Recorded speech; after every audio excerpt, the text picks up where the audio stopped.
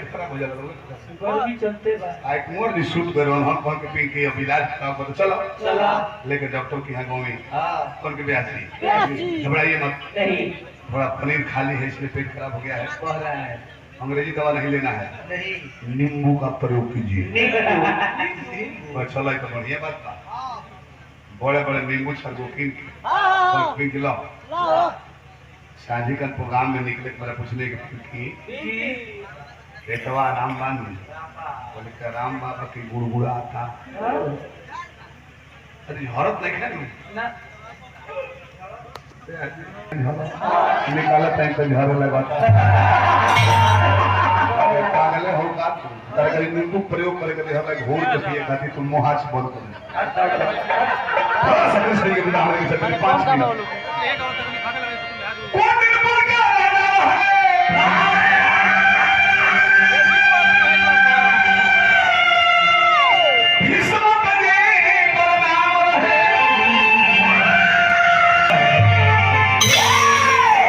शादी करे जो राजा के कान में खबर मिलल बा शादी दरबार में बैठल बा राजा भीष्म के हे दरबारियों हमारी पुत्री शादी के योग्य हो चुकी है क्या उसके तेज के जैसा कोई लड़का दिख रहा है केहू बोलत नहीं कि रुक्मिणी में इतना तेज रहे लक्ष्मी का सुराली तले बिना बजाओ तो देखा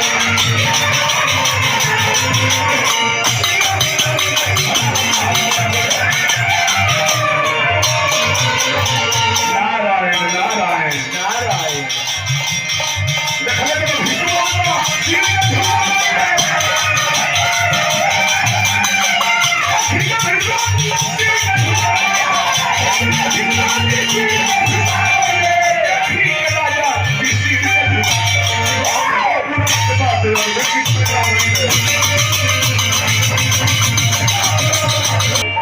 राजा भीष्म बाबा गोल लगेले बाबा हमारा परिस्थिति में बानी हम कल के राजन तुम्हारे चेहरे पे चिंता की लकीर झलक रही है आखिर कारण क्या है कल के बाबा लड़की के हाथ तले देखी आओ बच्ची आओ हमारे है ना खन बाग कुंवर को आए रामकृष्ण कुंवर हमें प्योर अरे मुरलिया मगनवा अपनवा में नाम रखी अपन शिवा जमैया एक कन्हैया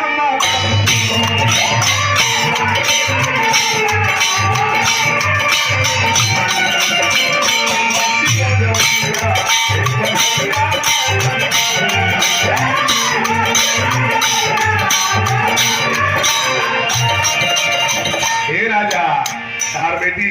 सौभाग्यशाली दिया चकवा चकोइया बाछा बाछी औरी कोइया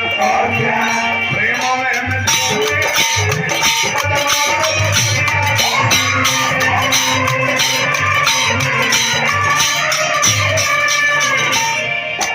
देखने की मोरनी देख कुंवर परिवार तो इस दिन ऊपर देखी ना जिला में कहीं कार्यक्रम रहता है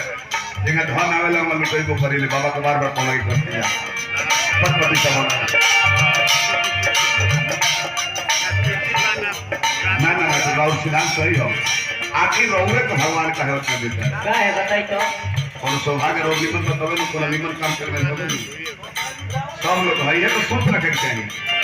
ये धरती पर कतना लोग चक्रवर्ती राजा हमार कहे के चल गए लोग सम्राट अशोक पहले जेकर ईरान तकले शासन तंत्र है अपन भारत के छोड़ दी ईरान तकले उज्जवल शासन है वो चल गए क्यों तो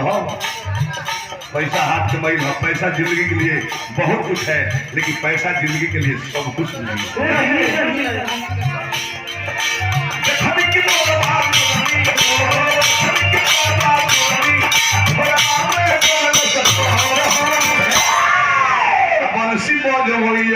एक कन्हैया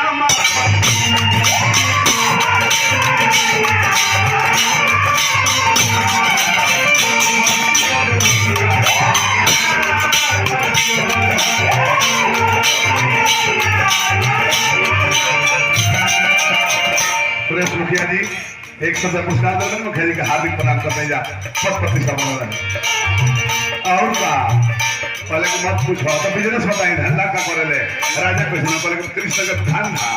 वो का पूंजी ना लागे का करल प्रेम के बात मुलाकात धरी प्रेम के प्रेम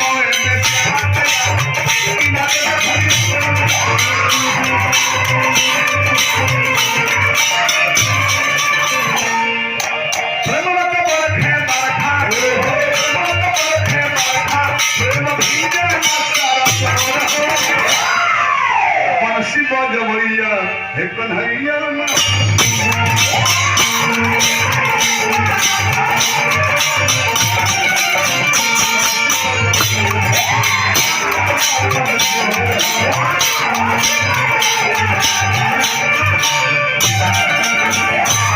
पुरस्कार नहीं बाबा के बाद मेरे पिताश्री यदि आप राजा हैं तो हम युवराज हैं। एक राजा का ये धर्म है, चाहे तो किसी को नागरिकता दे सकता है, नहीं तो नगर से निकासी करके नागरिकता रद्द कर सकता है। लेकिन आप एक राजा के साथ साथ जब रुक्मिणी के पिता हैं तो मैं भी रुक्मिणी का भाई हूँ। जब पुत्री पर बाप का हक बनता है तो भाई का भी हक बनता है। होकर से क्या करे कहता रहा नहीं बात है ओकरा के मौल हो अपना गांव के लड़किन के ना चिन्हला, अपना गांव में के लड़किन के संग रास पर चलेला, नाचेला आवेला बहुत बड़ा शायद बहुत बोल रहा हूं तो बोले बहुत वहां तक सुन ले कान खोल के हमारा पहले तो हाथिया बनी बात बात औकात में हमारी ये भगवान काहे करे के लोंगा पद है ठीक कर आप भर गए तो मुंह पर आकर दे के कपिया खड़ा हो जाए सो हे भगवान हे दी बाबा काहे लमड़े तो लेकर के कुल ही छूटा दे सर आपे लगी हमने के तो साफ सुसुना के हाल बा ये तो बलाते हमें इतना देर प्रसंग का नहीं भैया नहीं अरे सब सुन ले चाचा चल जाए कोडरमा जिला के आगे जहाँ व्यास लोग कहो रघुकुल रीता सदा चली आई नायका लोग खड़ा हो गए घर चलो इस सरवा कुछ गलती कहता नहीं सब ये पूरा कहता पर सॉन्ग का होता रहो तो नायका लोग खड़ा हुआ चला हो आए बड़ा बक्सर से कथा कहे लगले जनकार बने लगले मुलारी बापू के सार बने बढ़िया से लेको जाता रहे आप पर संगवा नहीं खो बहुत खाली लदरिए गांव तरह बुढ़ऊ का करो जन बैठल बा ई लोग हम छी घर ले बा चला हो चला ये घरी लवड़े छौड़ा कुल ब्यास हो गइल बा चला हमने के दोनों ओर से गाड़िए सुने खूब निमन गायब जो तो भैया रोजा को हने और सुनी जे जात में उठे खूब निमन प्रसंग गावल जे लड़ाई गावल रही आपसे में हमने कहे जे फाइन लो बसम हतिया लो ई लो बतिया वेला का हो कैसन को नहीं होता कैसन थोड़ा ना थोड़ा लंगड़ा सारा कहीं जमा देले निमन गई तो सारा और गई तो तीन पीढ़ी जे चल गई तो ऊपर में जे आवेला तो ऊपर व्यवस्था पंच कर देला साधे ना को गाड़ी देख जाइलो बाकी सधेला कभी भिखारी ठाकुर जी कहले हैं कब सधेला कुंवर जी हमने के नीमन बाउर दोनों में गाड़ी लोग दे उम्र के लड़का 8-9 साल के ये लोग के सजाए होला गनाई सुन के जाई लोग जाके सुत रहे लोग भोरे बुढ़ऊ उठले पिंकुआ ए पिंकुआ अरे नदहा पर भिखारी नहीं खमन है आ गोबरू नहीं खाऊ छो आवे बुढ़े बर्तर की आज रहुए बांध दी गोइया काहे आता सुतल बा कहां गइल गनई सुन के को लंगड़ा कब जाई 4 बजे 4 बजे अरे 1 घंटा सुन के ना जाला भोरे लंगड़ा लगानी बराबर जीभिया कटाला छोटकी लइकवा लोग जब काका लोग गाड़ी देला नी हां हमने के जीभिया कटाल जान ले कोन सेवा दे रहल हां अब जीभिया कटाला से जान हम जान और तो खत्म बड़े तो मन फोर्स के हवाले हो गए बड़े होला गाड़ी में कौन भइल है पर वही कर पड़ी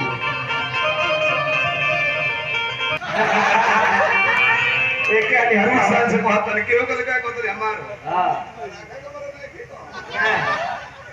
कोनो बात ना मान ले लो नीति गई 100 रुपया पुरस्कार हार्दिक प्रणाम बा अच्छा चलता तो ना चलो गाओ जब दिखाओ तो हमारे याद नहीं खो